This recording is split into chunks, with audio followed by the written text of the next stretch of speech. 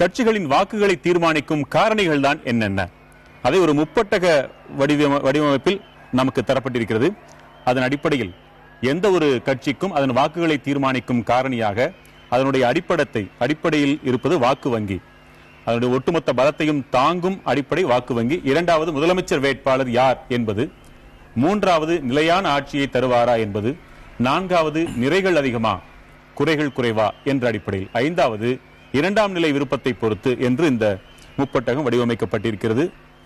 இன்னும் அதில் விளக்க வேண்டியது என்னவோ நீங்க சொல்லுங்க. நீங்க தெளிவா சொல்லிட்டீங்க. ஆட்சி பிடிக்கணும்னா ஒரு 5 படிகள் ஏறி போக வேண்டிய படிகள் இருக்கு. அதுல பேசிக் கீழே இருக்கிறது வந்து ஓட் பேங்க் தான். அவங்க எத்தனை பேர் அவங்கள சப்போர்ட் பண்றாங்கன்றது. அதே மாதிரி அதுக்கு அடுத்த செகண்ட் பாயிண்ட் வந்து ப்ரிஃபரன்ஸ் ஃபார் சிஎம் கேண்டிடேட்.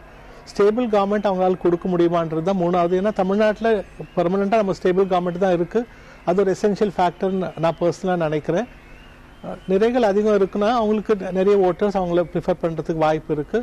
நான் ஏற்கனவே எக்ஸ்பிளைன் பண்ண மாதிரி இரண்டாம் நிலையும் இந்த எலெக்ஷன்ல ஒரு குரூஷியல் ரோல் பிளே பண்றதுக்கு வாய்ப்பு இருக்கு. அது என்ன சார் வாக்கு வங்கி? வாக்கு வங்கின்றது மக்களை, வாக்காளர்களை நாகரிகமா கேட்கிறேன், குறைத்து மதிப்பிடுவதா அல்லது விசுவாசம்னு அதுக்கு பேர் சொல்லிட்டு இருக்கா?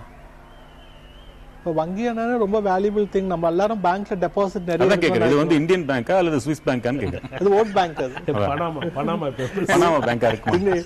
வங்கின்றது within quotes is a very respectable term. நம்ம எல்லாரும் உழைக்கிறது அந்த வங்கியில போய் பணம் சேரணும்ன்றதுக்காக தான். அதுக்கு தான் கேக்குறேன். அரசியல்வாதிகள் வந்து உழைக்கிறது அந்த வாக்கு வங்கியில நிறைய ஓட்டுகள் சேரணும்ன்றதுக்காக தான்.